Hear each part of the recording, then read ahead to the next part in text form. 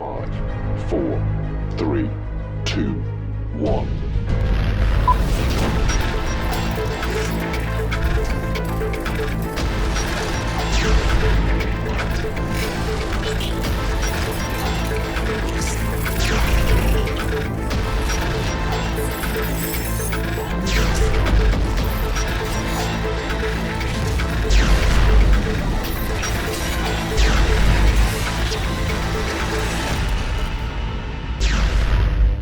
Dollar Machine.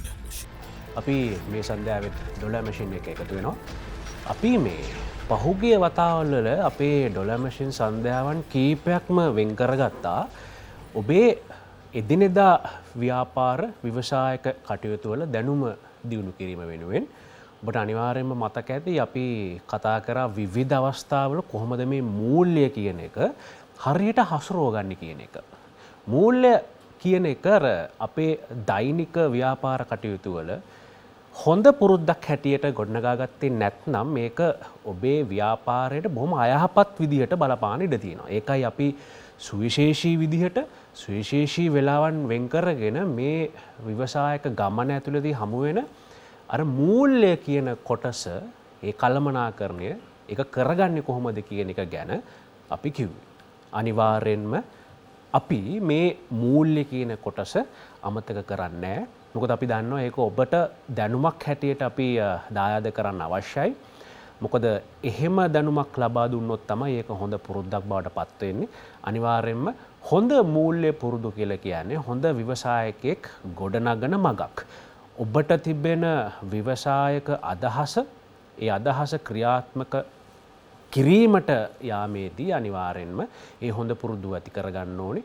මුලින්දම්ම ඇති කරන හොඳ පුරුදු අනිවාර්යෙන්ම හොඳ අවසානයක් දක්වා ඔබව ගෙනියනවාමයි. අද දවසත් අපි වෙන් කරගන්නවා හොඳ මූල්‍ය පුරුදු වෙනුවෙන්.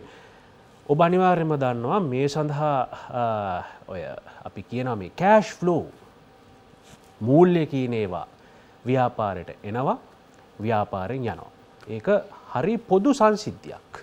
එහෙම සංසිද්ධියක අපි කොහොමද මේක හඳුනගන්නේ? මොකද මේ මූල්‍ය ප්‍රවාහ එමත් නැත්නම් අපි මේ කෑෂ් ෆ්ලෝ කියලා සරලවම කියන දේ ව්‍යාපාරයක දෛනික කටයුතු වලට බරපතල විදිහට බලපානවා. ඒ හින්දා අද දවස් අපි වෙන් කරගන්නවා මේ කෑෂ් ෆ්ලෝ කියන එක හඳුනගන්න. එමත් නැත්නම් මේ මූල්‍ය ප්‍රවාහ කියන ඒවා හඳුනගන්නවා වගේම ගැටලු ඇති වෙන තැන්වලට අපි නිසි අවධානයක් දෙන්නත් සූදානම්. ඒ සඳහා තමයි අද ඩොලර් මැෂින් සන්ධ්‍යාව වෙන් කරගන්නේ. Dollar Machine.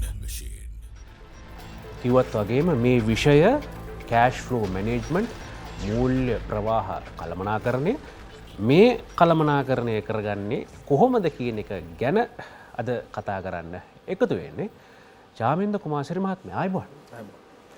ඒ වගේම සුපුරුදු මිත්‍රත්වයේ උපාල් ජයසේකර මහත්මයා මෙගාහිටස් ආයතනයේ සභාපති ජ්‍යෙෂ්ඨ වරලත් කනකාධිකාරී පිළිගන්නවා. අයිබෝවන්.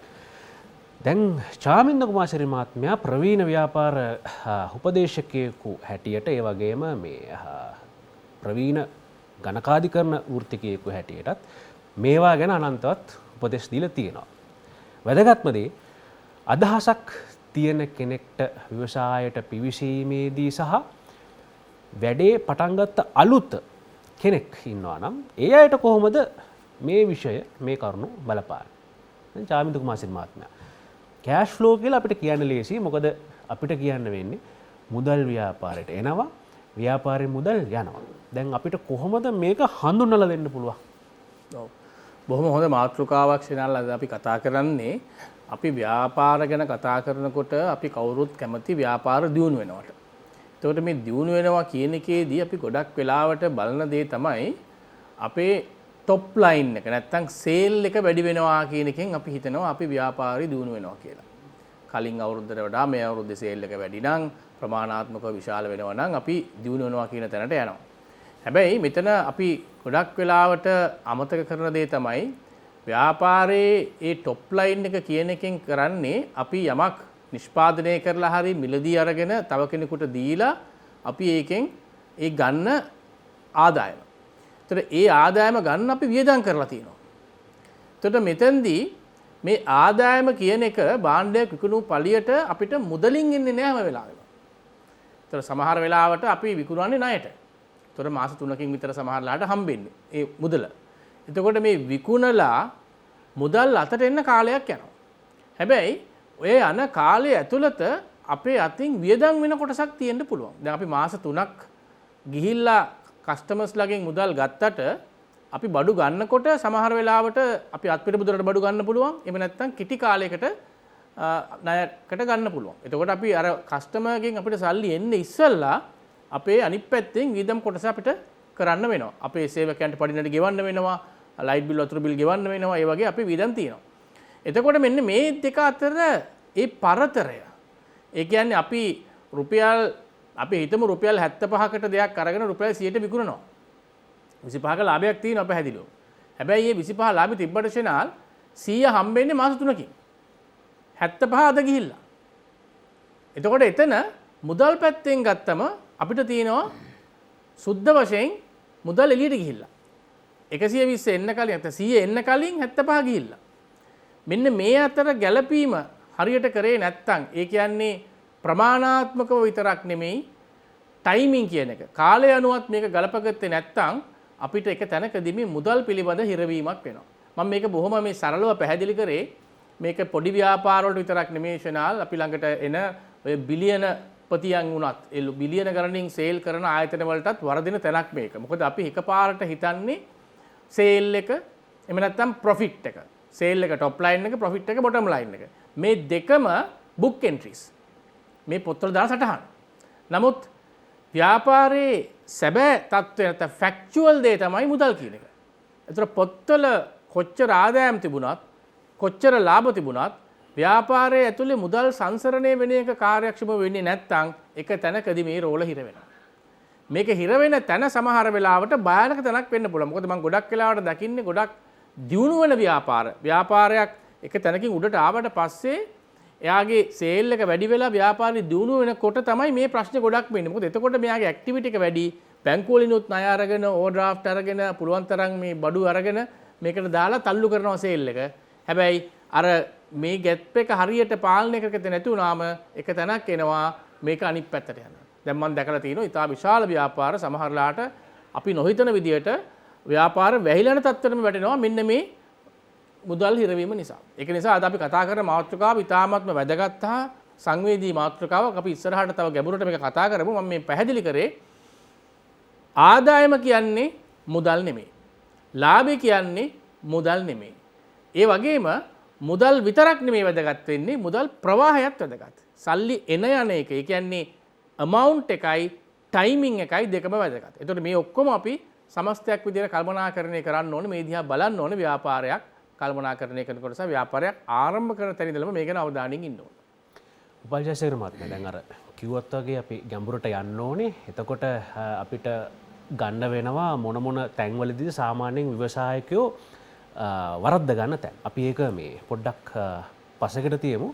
දැන් අවුරුදු 20කට වැඩිනේ මෙගාහීටර්ස් ආයතනය අර ස්ටීරිං වීල් එක උපල්ජයසේකර මහත්මයා අතට අරගෙන. දැන් ඒ වගේ කාලෙක මේ ඔය කෑෂ් ෆ්ලෝ එක ওই විදිහට මැනේජ් කරන්න ඕනේ. මේ දාපු ප්‍රමාණයම අනිත් පැත්තෙන් විගහින් අපිට ලැබෙන්නේ නැහැ කියන ඔය බේසික් පාඩම් ටික ඉගෙන ගන්න ඒ වකවානුවේ හැටියට සෑහෙන කලක් යන්න ඇති නේද? ඕෂනල් දැන් මෙගාහීටර්ස් ඇත්තටම අපි පටන් ගත්තේ 1977. එතකොට මේක අපේ බිරිඳගේ පියා පටන් ගත්ත බිස්නස් එකක්. මම මේක ගොඩක් තැන්වල කියලා තියෙනවා. ඒ බිස්නස් එක හොඳටම තිබිලා කියන්නේ 85 ඉඳන් 95 ඒ අවුරුදු 10 ඇතුළත ගත්තොත් ලංකාවේ තිබ්බ ප්‍රධාන පෙළේ හොඳටම ලාභ ලැබුව බිස්නස් එකක්. හැබැයි මේක 2000 විතර වෙනකොට මේ බිස්නස් එක සම්පූර්ණයෙන් කඩාන වැටෙනවා. සේවකයෝ 200ක් විතර හිටපු බිස්නස් එක 2000 විතර වෙනකොට සේවකයෝ 30කට විතර අඩු වෙනවා.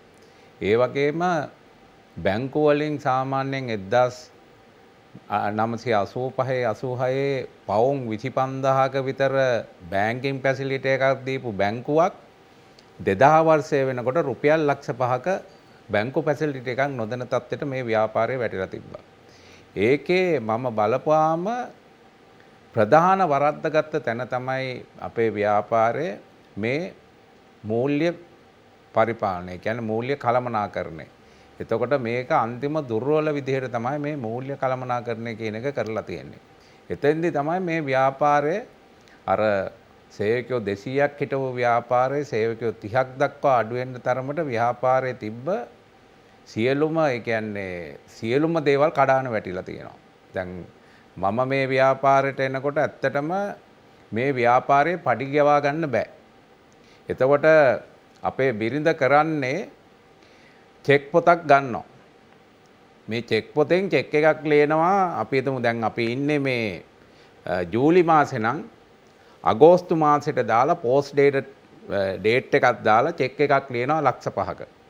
ඊට පස්සේ මේ චෙක් එක අරන් දෙනවා අපේ ඉන්න මේ පිටකොටුවත් එක ගනුදෙනු කරන අපේ මේ මාකටිං එකේ ඉන්න මහත්මයෙකුට දෙනවා පිටකොටුවට ගිහින් මේ චෙක් එක ඩිස්කවුන්ට් කරගෙන එන්න කියලා. එතකොට ඒගොල්ලෝ 120ක් එකේ තියාගෙන 80ක් අපිට දෙනවා.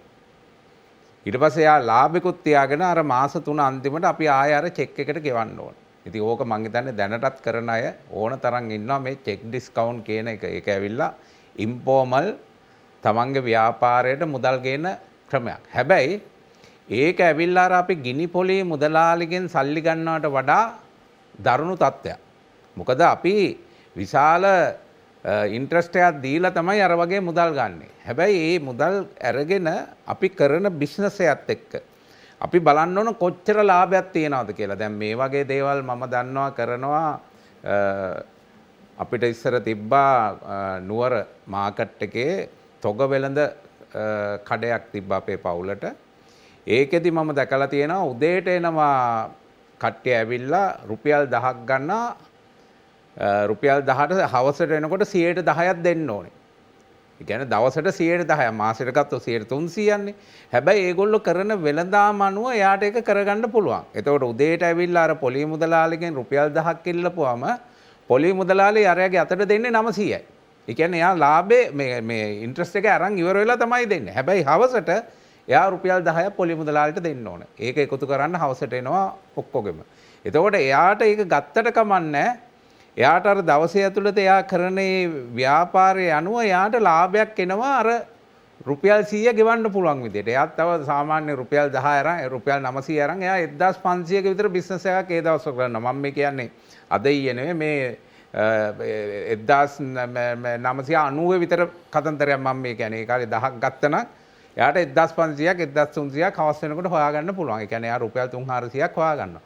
හැබැයි දැන් කාලේ අපි බිස්නස් එකක් කරන්න අර වගේ පොලි මුදලාලි කෙනෙක්ගෙන් නැත්තම් අර වගේ අපි චෙක් ඩිස්කවුන්ට් කරලා සල්ලි අරගෙන ව්‍යාපාරයට දානවා කියන්නේ අපිට ඒකෙන් එන ලාභේ ඊට වඩා අඩු නම් අපිට ව්‍යාපාරේ පවත්වාගෙන යන්න බෑ. අපි ටික කාලයක් යනකොට අපේ තියෙන ප්‍රාග්ධනයත් අපි නැති කරගෙන මේ ව්‍යාපාරේ වටනවා. ඉතින් මම මේ මෙගා හීටස් ආයතනයට ඇවිල්ලා පළමුවෙන්ම කරපු දේ තමයි මේ මූල්‍ය කළමනාකරණය කියන එක පටන් ගත්ත එක. ඒ කියන්නේ මූල්‍ය විනයක් ඇති කරන එක තමයි මම ඉස්සරවම කරේ. ඒ කියන්නේ අපිට එන සල්ලි ටික ලොකු සල්ලියක් ඒ කාලේ ආවේ නැහැ. ඒ ටික අපි වියදම් කරන්නේ මොනවද? මම ඒක ප්‍රයොරිටයිස් කරා මොනවටද වියදම් කරන්නේ. අපිට ඉස්සරවම අපේ ප්‍රධාන දේ තමයි අපිට අමුද්‍රව්‍ය ගන්න ඕනේ. දෙවෙනි එක අපි සේවකයන්ගේ පඩි නැටි ටික ගෙවන්න ඕනේ. තුන්වෙනි එක අපිට තියෙන ඕවර්හෙඩ්ස් ටික අපි වතුර බිල ගෙවන්න ඕනේ, ලයිට් බිල ගෙවන්න ඕනේ. තව අපිට අනිවාර්යයෙන්ම ගෙවිය යුතු දේවල් ටික ගෙවන්න ඕනේ. ඊට පස්සේ EPF PTF ගෙවන්න ඕනේ. ඊට පස්සේ අපි බැංකුවෙන් අරන් තියෙනවා නම් බැංකුවේ ණය කොටසක් ගෙවනවා නම් ඒක ගෙවන්න ඕනේ. බැංකු පොලිය ගෙවන්න ඕනේ. ඒ වගේම අපේ සප්ලයර්ස්ලාට අපි මොන හරි ගෙවන්න තියෙනවා නම් ඒ ටික ගෙවන්න. මෙන්න මේවා අපි හරියට කළමනාකරණය කරගන්න ඕන. කවද්ද මේ එක ඒ තියෙන වියදම අපි දරන්න ඕනේ. ඒ වගේම අපි බලන්න ඕනේ අපේ ආදායම කොහොමද ව්‍යාපාරය ඇතුළට එන්නේ. අපිට මේ සතියේ කීයක් එනවද? ඊළඟ සතියේ අපිට කීයක් ගන්න පුළුවන්ද? එහෙම අපි හදා ගන්න ඕනේ. මම මේ කතා කරන්නේ විශාල මහා පරිණාමන ව්‍යාපාර ගැන නෙමෙයි. මේක කවුරු හරි බලන එක්කෙනෙක් වැරදියට තේරුම් ගන්න පුළුවන්. මෙහෙම කරන්න ඕනේ නැහැනේ. අපිට මේක සිස්ටම් එකකට දාලා එකවර කරගන්න පුළුවන් කියලා හිතන්න පුළුවන්. ඒක හරි. ඒ විශාල ව්‍යාපාරවලට කරන්න පුළුවන්. අපි මේ කතා කරන්නේ කුඩා හා මධ්‍ය ප්‍රමාණ ව්‍යාපාර කොහොමද ඔබතුමල්ලා මේ මූල්‍ය කළමනාකරණය ඇති කරගන්නේ කියන උපදෙස් තමයි අපි මේ දෙන්නේ. ඉතින් තමන්ට තියෙන්න ඕන අර මූල්‍ය විනය කොටසක් තමයි මම අර කිව්වා වගේ තමන්ගේ වියදම් ටික පෙළගස්ස ගන්න ඕනේ. ඒ වගේම ආදායම් ටික පෙළගස්ස ගන්න ඕනේ. ඒ වගේම බැංකුව හසුර ගන්න ඕනේ. දැන් අපේ මේ ගොඩක් අපේ ව්‍යාපාරිකයන් පුරුදු වෙලා තියෙනවා බැංකුවෙන් ණය දෙනවා නම් ඕන තරම් ණය ගන්නවා. අර අපි කියනවා හෝල්සේල් ණය ගන්නවා. හැබැයි ඒගොල්ලෝ හිතන්නේ මේ ණය අරන් මොකද්ද කරන්න පුළුවන් කියලා. සමහරට ණය අරන් අනවශ්‍ය දෙයක් කරනවා. ඊට පස්සේ මාස 6ක් අවුරුද්දක් ගියාට පස්සේ අන්න බැංකුව පස්සෙන් එනවා අර ණය එකතු කරන්න. එතකොට මොකද වෙන්නේ? තමන්ගේ ව්‍යාපාරයේ තියෙන ආදායම මදි මේ බැංකුවේ ණය පොලිය සහ වාරිකය ගෙවන්න. එතකොට මම සියලු දෙනාටම කියනවා බැංකු හොඳයි. බැංකුව ඔයාට ඇවිල්ලා ඕන තරම් ණය දෙන්න කතා කරයි. හැබැයි ඔයා බලන්න ඕනේ මේ ණය අරන් මොනවද තමන් ඒකෙන් ව්‍යාපාරයට කරන වැලියු ඇඩිෂන් එක මොකද්ද එකතු කරන අගය. ඒ ණය අරන් තමන්ට ව්‍යාපාරය පුළුල් කරන්න පුළුවන්ද? තමාගේ ලාභය වැඩි කරගන්න පුළුවන්ද? තමන්ගේ තියෙන මේ රෙවෙනියු එක නැත්නම් ආදායම වැඩි කරගන්න පුළුවන්ද? මොකද්ද මේකෙන් කරන්නේ? ඒක තේරුම් ගන්න තමයි අපි ණය ගන්න ඕනේ. ඒ වගේම අපේ සප්ලයර්ස්ලට ගෙවන එක අපි අනවශ්‍ය විදිහට ප්‍රමාද කරනවා. සමහරට එහෙම ප්‍රමාද කරලා මාස 3-4 ප්‍රමාද කරනවා. සමහර සප්ලයර්ස්ලා ඉන්නවා සල්ලි ඉල්ලන්නේ නැහැ. හැබැයි අපි එහෙම අනවශ්‍ය විදිහට ප්‍රමාද කරන එකත් අපේ ව්‍යාපාරයට අන්තිමට බලපානවා. මොකද අපි කොයි වෙලාවක අපි හිර වෙනවා. එතකොට එයාගෙන් අර දෙන සප්ලයි එක අපිට වෙන්නේ නැහැ. එයා කියනවා අපිට සල්ලි ගෙවලා බඩු ගෙනියන්න. එතකොට මෙයාට තමන්ගේ මේ ප්‍රොඩක්ෂන් එක කරගෙන යන්න බැරි වෙනවා. ඉතින් මේවා හැම එකක්ම ක්‍රමානුකූලව තමන් මූල්‍ය කළමනාකරණය පිළිබඳ තමන්ට අවබෝධයක් නැත්නම් ඒකට අවබෝධයක් තියෙන මූල්‍ය කළමනාකරණය පිළිබඳ අවබෝධයක් තියෙන ඒකට උපදෙස් දෙන ඒ කවව හරි සම්බන්ධ කරගෙන තමන්ට පුළුවන් මේ මූල්‍ය කළමනාකරණය කියන එක හරියට ක්‍රියාත්මක කරගන්න. හොඳයි අපි කෙටි විරාමයක් ගන්නවා. විරාමයෙන් පස්සේ ඇවිල්ලා අපි තව දුරටත් සුළු කුඩා හා මේ මධ්‍ය ප්‍රමාණ ව්‍යවසායකත්වයට එමු. මොකද මේ අය වැඩි හරියක් කරන සමහර වැරදි තමයි අවසානයේදී මේ ව්‍යාපාරය කියන අර ගොඩනකපු සම්පූර්ණ දේ අර්බුදයට ලක් වෙන්නේ. අපි ඒකත් විමසනවා අනිවාර්යයෙන්ම කිව්වත් වගේ කෙටි විරාමයක් අරගෙන එමු.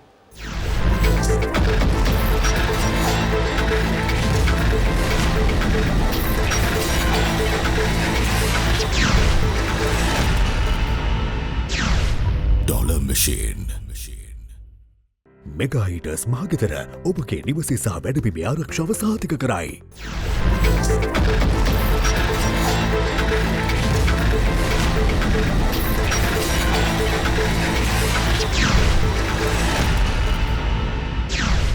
Dollar Machine.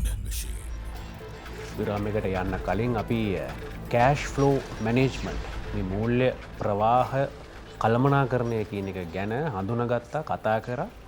උදාහරණ ඇසුරින් උපාධ්‍යාශ ක්‍රමත් මේ කියලා දුන්නා. මේක මොන වගේ තත්ත්වයක්ද කියන එක ගැන. ඒ වගේම දැන් අපිට පැහැදිලි මේ මැනේජ්මන්ට් එක හරියට කරගත්තේ නැත්නම් ව්‍යාපාරයකට වෙන්න පුළුවන් අනතුරු. දැන් මේකත් එක්ක අපි යොමු වෙන්නේ අනිවාර්යෙන්ම මේ කුඩා හා මධ්‍ය ප්‍රමාණ ව්‍යවසායකත්වයේ ළඟට. ජාමින්ද කුමාරසිරි මහත්මයා පොඩ්ඩක් විස්තර කරමු. දැන් කුඩා හා මධ්‍ය පරිමාණ මේ ව්‍යාපාර ක්ෂේත්‍රයේ ව්‍යවසායක ක්ෂේත්‍රයේ ඉන්න අය මොනවද අර ප්‍රමුඛ වශයෙන්ම මිස් කරගන්න තැන් මේ මූල්‍ය ප්‍රවාහය කළමනාකරණය කරගන්න ගියාම? ඔව් දැන් එතනදී ශනාල් අපි මතක තියාගන්න ඕන දැන් ව්‍යාපාරය ඉන්න තැනත් බලපානවා සමහර තීරණ ගන්නකොට. දැන් උදාහරණයක් විදිහට අපි ව්‍යාපාරයක ආරම්භක අවස්ථාවේදී ශනාල් අපේ අරමුණ තියෙන්නේ ව්‍යාපාරය ස්ථාවර කරගන්න ගොඩනගා ගන්න එක. ඒ අවස්ථාවේ අපි වැඩි අවධානයක් යොමු කරන්නේ නැහැ ලාභය කියන එක. මං කියන්නේ ලාභය අමතක කරන්න කියන එක නෙමෙයි. අපි ව්‍යාපාරයේ ලාභ ගන්නවා කියන එක තැනට අපි කතා කරන්නේ යම් ප්‍රමාණයකට ව්‍යාපාරය ස්ථාවර වුණාම. ඒතර මුල් අවස්ථාවේ අපිට සමහර වියදම් අපිට කරන්න වෙනවා ව්‍යාපාරය ගොඩනගා ගන්න. තැනකට ගේන්න. ඊළඟට දැන් මිලකරණේ වුණත් අපි සමහර වෙලාවට අලුතෙන් භාණ්ඩයක් හඳුන්වලා දුන්නම එකපාර අපිට වෙළඳපොලේ ගන්න පුළුවන් උපරිම මිල ගන්න බැරි වෙයි. එතකොට මොතරංකාරී භාණ්ඩ එහෙම තියෙනවා. එතකොට සමහර වෙලාවට අපි යම් ප්‍රමාණයකට ඩිස්කවුන්ටඩ් ප්‍රයිස් එකකට තමයි මේ ප්‍රොඩක්ට් එක දාන්නේ. ඒතකොට එහෙම වුණාම අපේ කොස්ට් එකත් එක්ක කම්පෙයාර් කරාම අපිට එන ප්‍රොෆිට් එක ලොකු ලාභයක් නොවෙන්න පුළුවන්. ඒතකොට මේ තැන්වලදී අපි අර මුදල් කළමනාකරණයත් ඒකට සාපේක්ෂව අපි ගලප ගන්න ඕන. මොකද අපි මුදල් කළමනාකරණය කියන එකේදී ආරම්භක අවස්ථාවේදී මම දැකලා තියෙනවා ගොඩක් ව්‍යාපාර පටලව ගන්න දේ තමයි ප්‍රමුඛතාවයන් හඳුනගන්නේ නැති එක. මුදල් දාන්න ඕනි කොතනටද දාන්න ඕනේ නැත්තේ කොතනටද කියලා.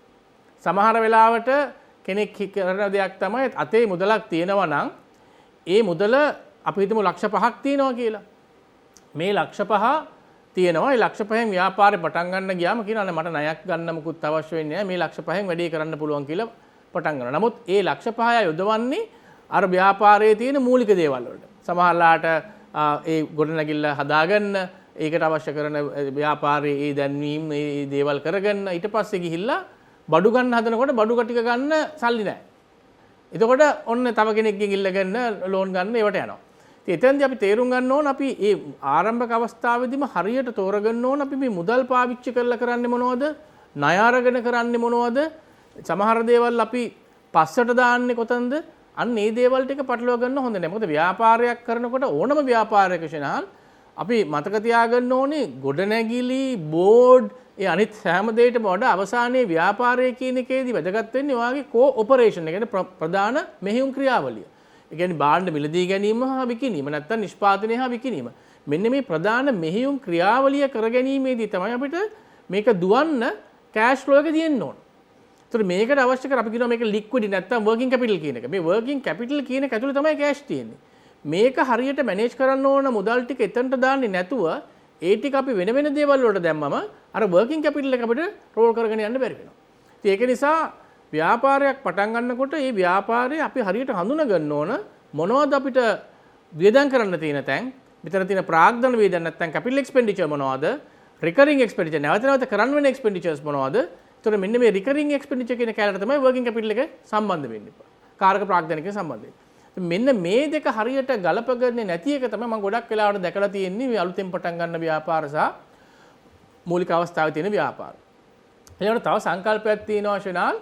ඔයාගේ වර්කින් කැපිටල් සයිකල් එක කියලා එකක්. කාරක ප්‍රාග්ධන ඒ චක්‍රයක් කියලා. නැත්නම් නැත්නම් ඕක අපි සාමාන්‍යයට කියනවා කෑෂ් ෆ්ලෝ සයිකල් එක කියලාත් අපි කියනවා. මෙන්න මේක හරි වැදගත් ශනාල්. ඒ කියන්නේ අපිට ඒ සයිකල් එකේදී කියන්නේ අපි භාණ්ඩයක් අපි ණයට අරගෙන අපි ණයට ගන්නවා කියලා හිතමුකෝ. ණයට අරගෙන අපිට එතන හම්බ වෙනවා ක්‍රෙඩිට් පීරියඩ් එකක්. අපි සාමාන්‍ය ණය ගත්තම ගොඩක් වෙලා දවස් 30ක් හරි කීයක් හරි හම්බ වෙනවා කියමුකෝ. මේක අපි ළඟ ඊට පස්සේ ගෙනල්ලා අපි තියන් ඉන්න ඕන කාලයක්. මේ ස්ටොක් එක තියන් ඉන්න. එකපාර විකුණන්නේ නැහැනේ. කාලයක් තියන් ඉන්නවා. ඊට පස්සේ මේක ණයට විකුණනවා.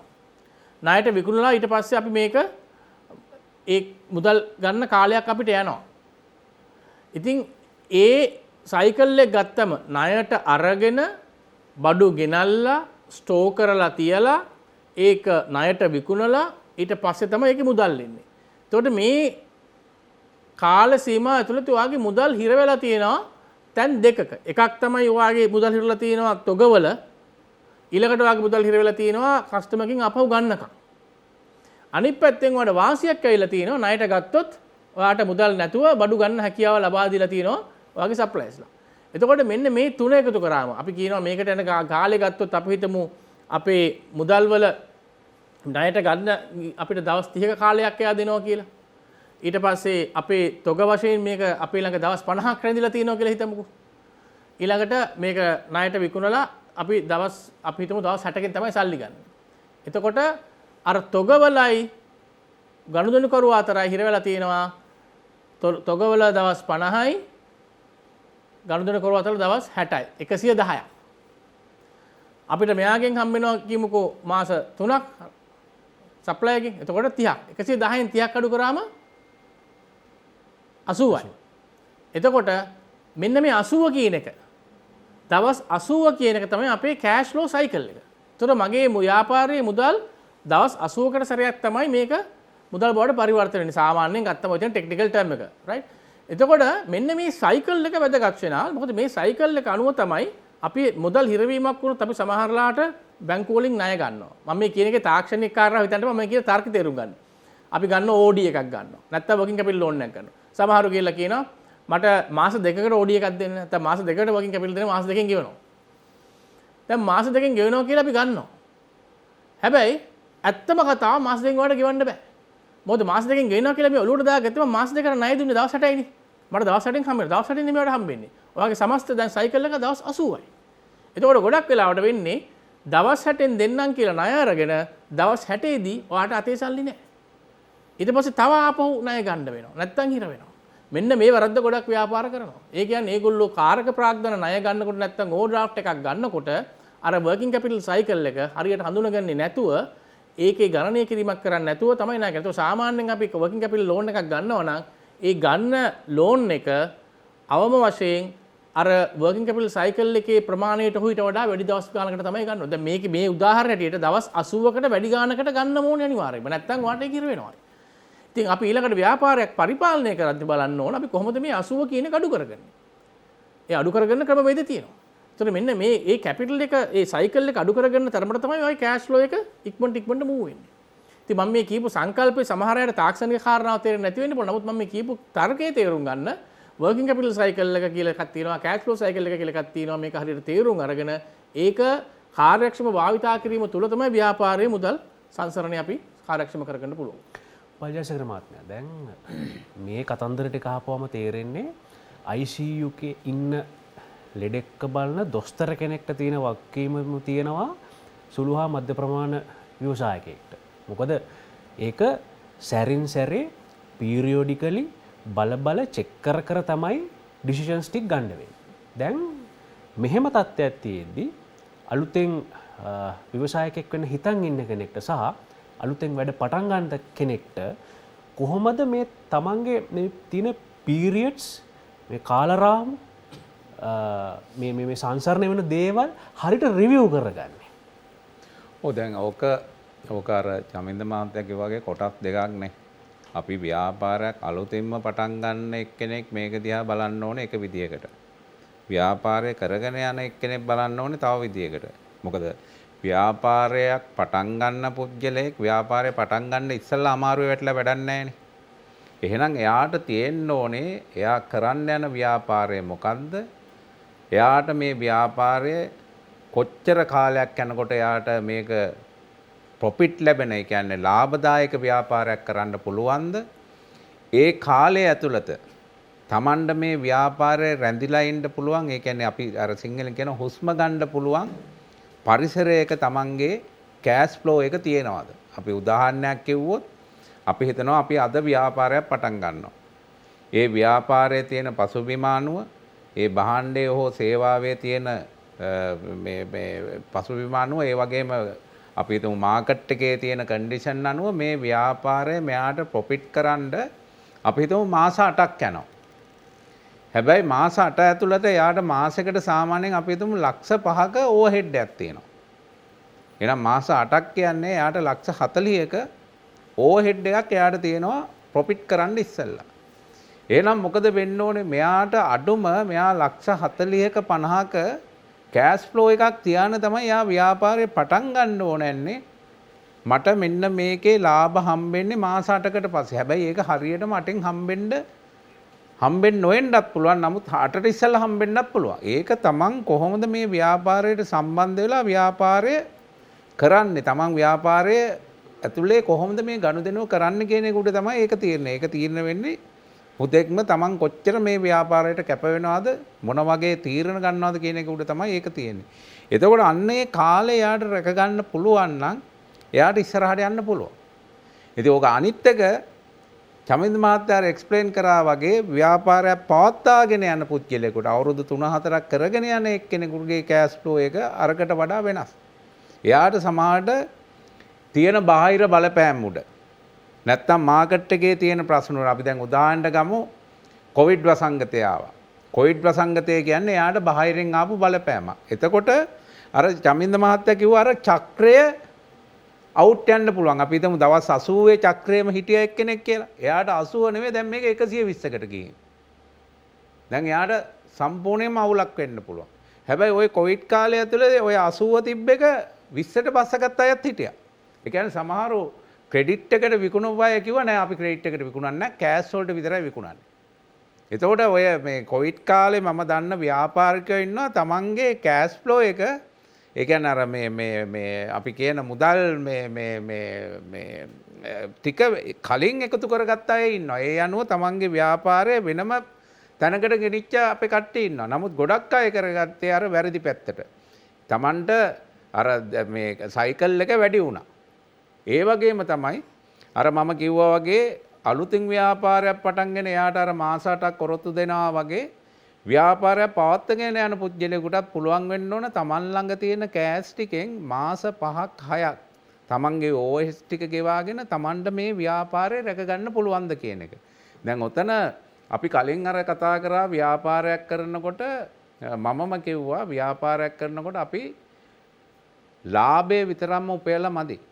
අපිට ධනය නිර්මාණය කරන්න අපිට වෙල්ත් එකක් තියෙන්නත් ඕනේ. ඕක හැබැයි බැලන්ස් වෙන්න ඕනේ.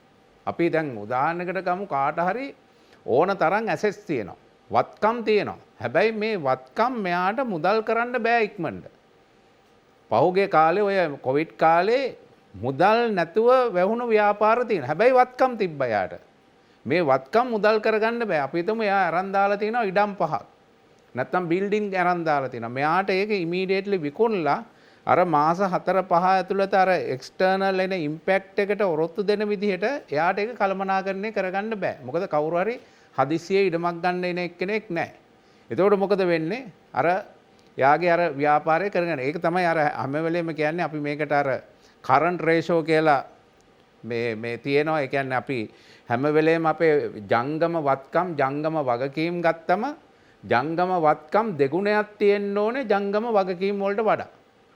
ඊට පස්සේ ඕකේ අපි ඇසිඩ් රේෂෝ කියලා ආයේ ක්වික් රේෂෝ කියලා එකක් කියනවා. ඒ කියන්නේ අපිට ඉමීඩියට් අර ජංගම වගකීම් ටික ගෙවන්න අපිට ඉමීඩියට්ලි කෑෂ් කරන්න පුළුවන් මොනවද තියෙන්නේ. ඒක at least එකට එකක් තියෙන්න ඕනේ. ඒ කියන්නේ අපිට වගකීම් 100ක් තියෙනවා නම් ඒකට අපි ඒ වගකීම් 100 ගෙවන්න පුළුවන් වත්කම් 100කුත් තියෙන්න ඕනේ. නැත්තම් 200ට 100 තමයි අපි සාමාන්‍යයෙන් තියාගෙන යන්නේ ඕනම ව්‍යාපාරයක. ඊට වඩා තියෙනවා නම් වඩා හොඳයි. හැබැයි ඊට වඩා ගොඩක් තියෙනවා කියන්නේ ආය අකාර්යක්ෂමතාවයකට එනවා. මෙන්න මේවා ගැන අවබෝධයක් තියෙන්න ඕනේ. ඒක ගැන අවබෝධයක් තිබ්බේ නැත්තම් තමන්ගේ අර ව්‍යාපාරය කරගෙන යන්න බෑ. ඉතින් මේක ගැන මේක ටික කාලයක් කරනකොට තමන්ට මේක ඇඟට එනවා. අපි මේ ගැන අවබෝධයක් නැතුව මොකද අපි මේ කතා කරන සුළු හා මධ්‍යම ප්‍රමාණ ව්‍යාපාරිකයෝ හැම එක්කෙනෙක්ම විශ්වවිද්‍යාල වලින් උපාධි අරන් ආපු අය නෙමෙයි.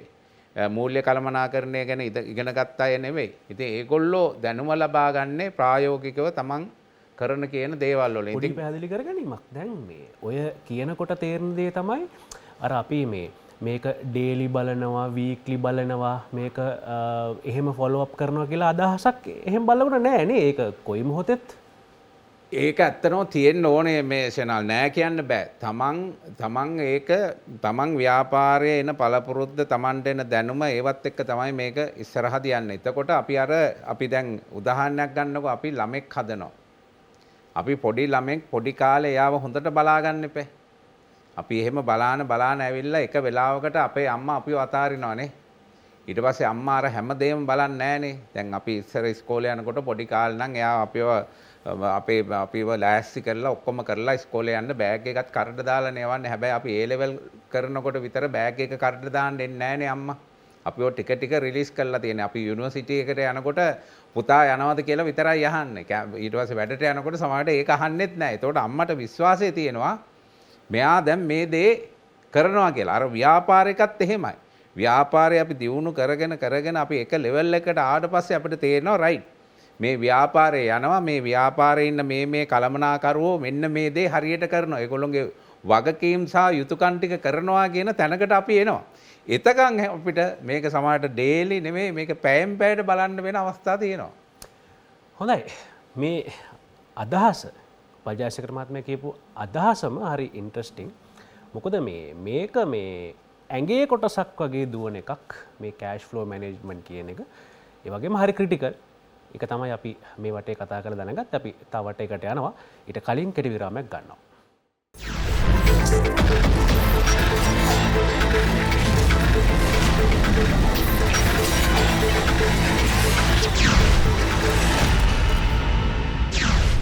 Dollar Machine. මෙගාහිටස් මහගෙදර ඔබගේ නිවසේ සහ වැඩබිමේ ආරක්ෂාව සහතික කරයි.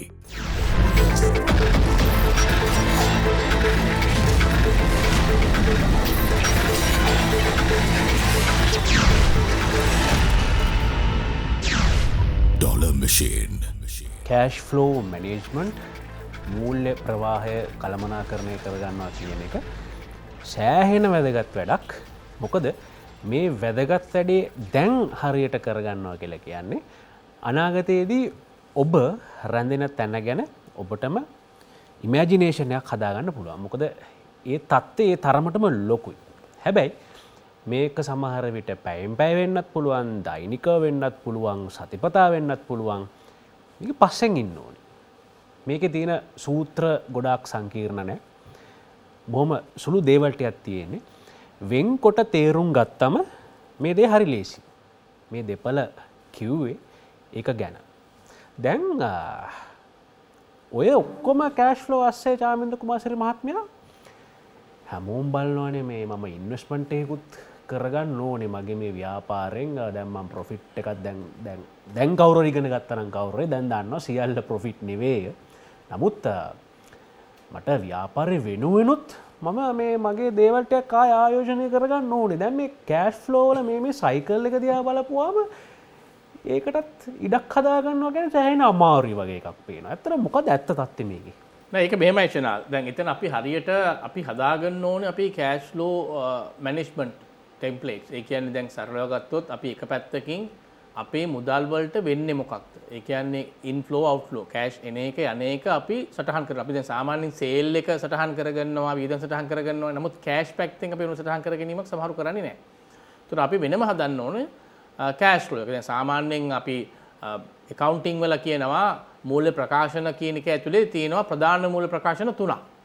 ලාභ ගිණුම, ශේෂපත්‍රය, මුදල් ප්‍රවාහ ප්‍රකාශය. නැත්නම් P&L, balance sheet and cash flow කියලා. ඒතර මේ තුනක්. ඒතර ඒකේ මේ cash flow කියලා එක වැදගත්.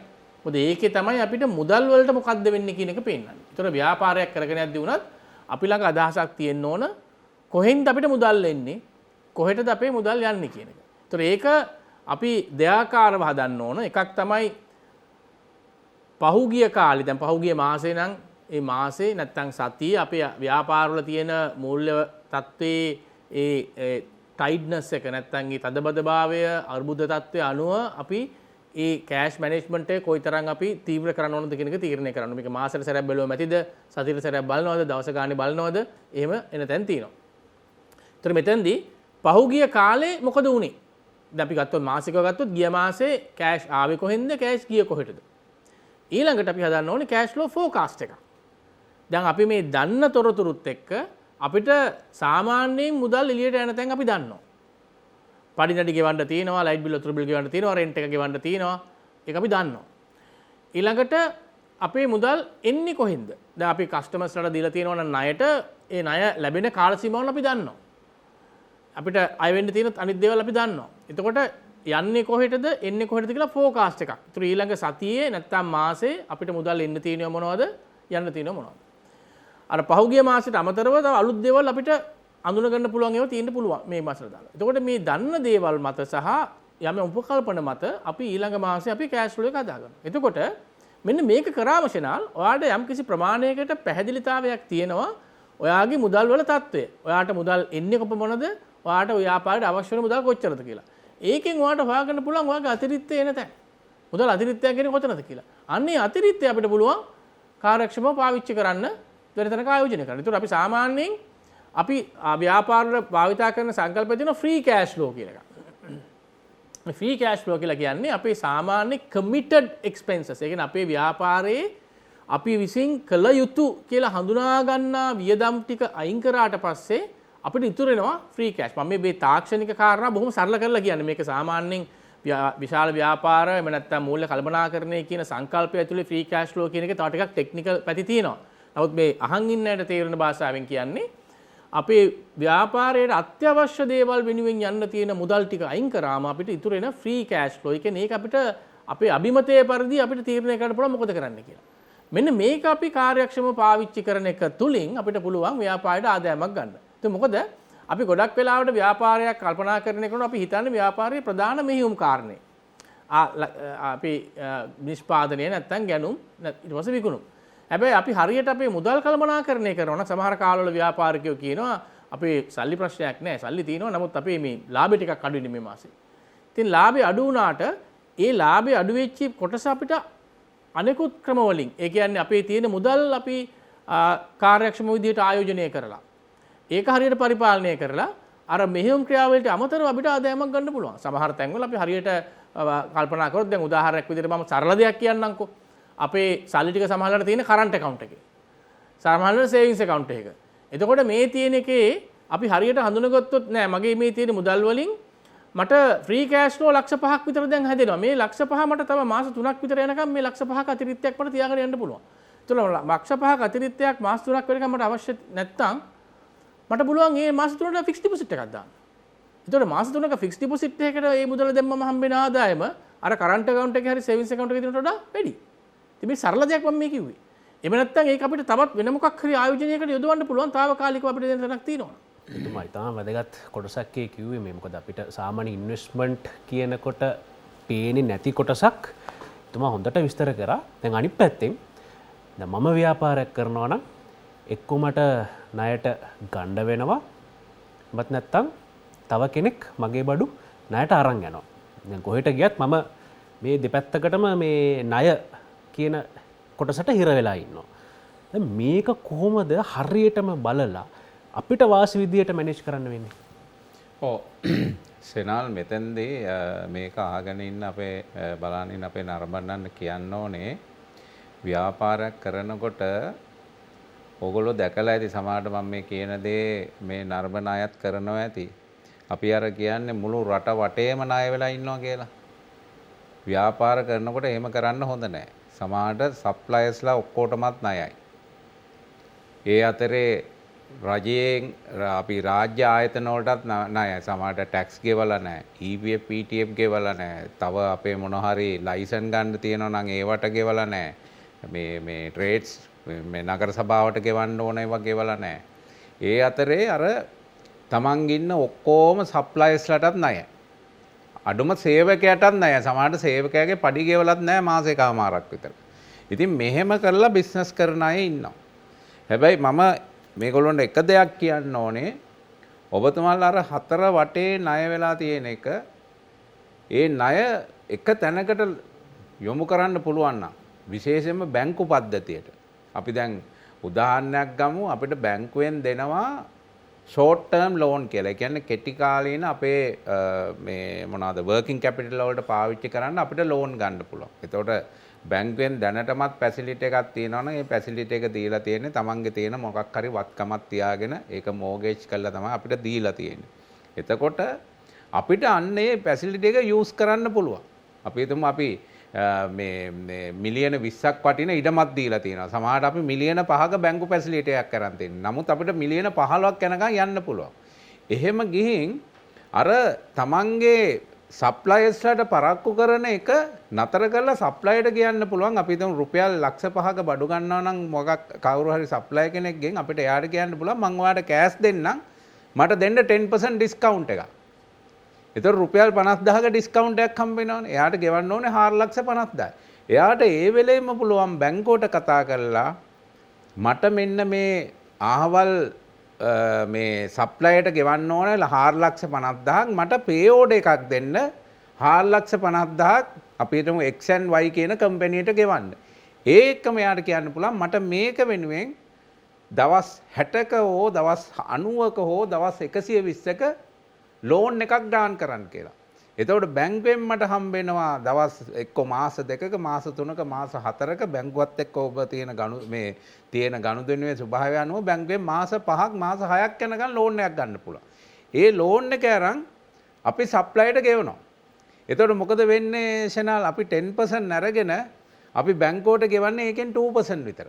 එතනම අපි 8% ඉතිරි කරනවා. ඉතින් මේ වගේ ගොඩාක් දේවල් තියෙනවා ව්‍යාපාරයක් කරනකොට තමන්ගේ අර මූල්‍ය කළමනාකරණය කොහොමද කරගන්නේ කියන එක. මොකද අනිත් එක තමයි අපි හිතමු බැංකුව එක පැත්තකින් ඉන්නවා අනිත් පැත්තේ සප්ලයර්ස්ලා 20කට විතර අපි ගෙවන්න තියෙනවා මිලියන 10ක් සප්ලයර්ස්ලා 20කට ගෙවන්න තියෙනවා. හැබැයි බැංකුවෙන් අපිට මිලියන 10ක තව ලෝන් එකක් ගන්න ෆැසිලිටි එකකුත් තියෙනවා. දැන් අපි මොකද කරන්න ඕනේ?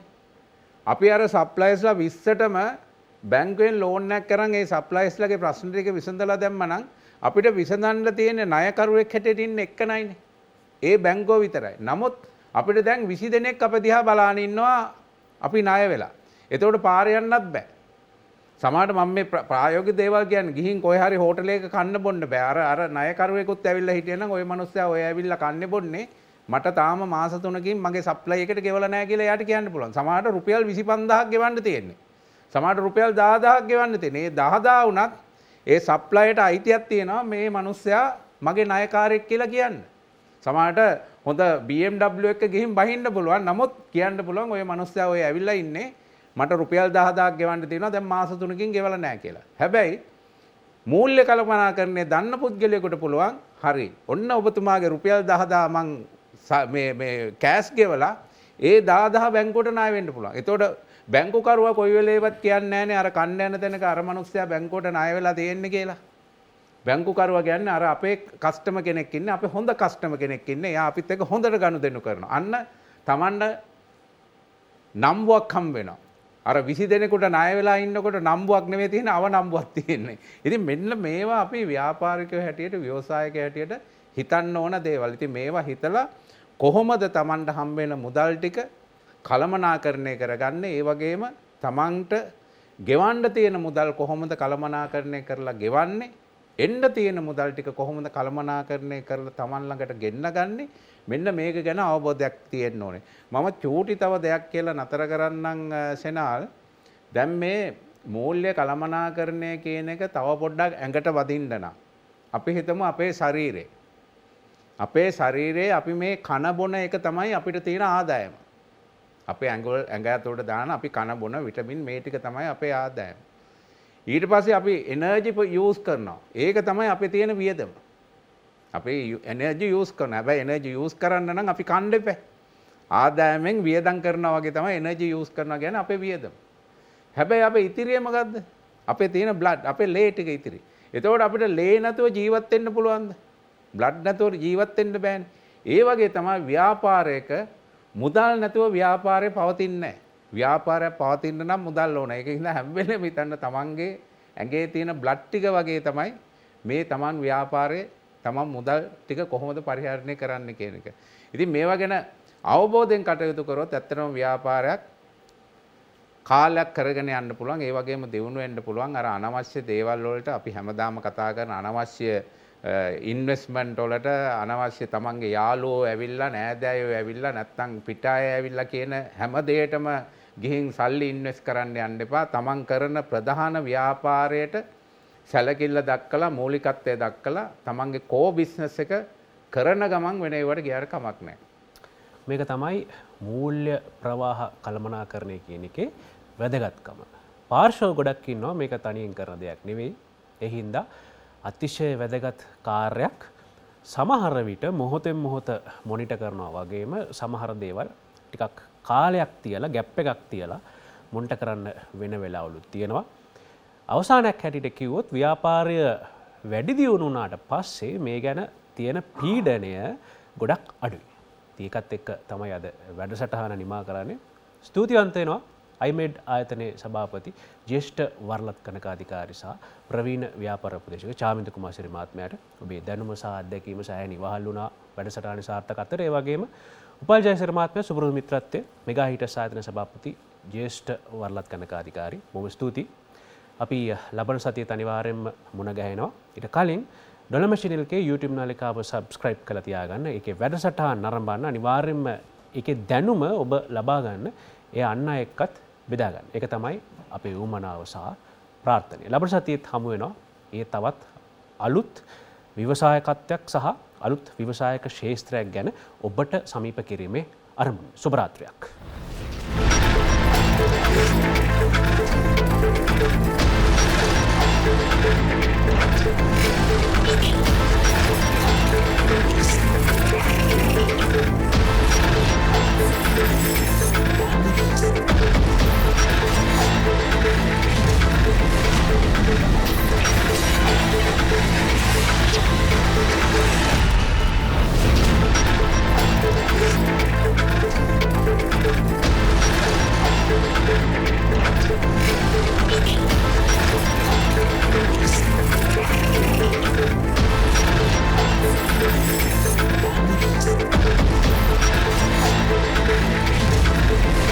1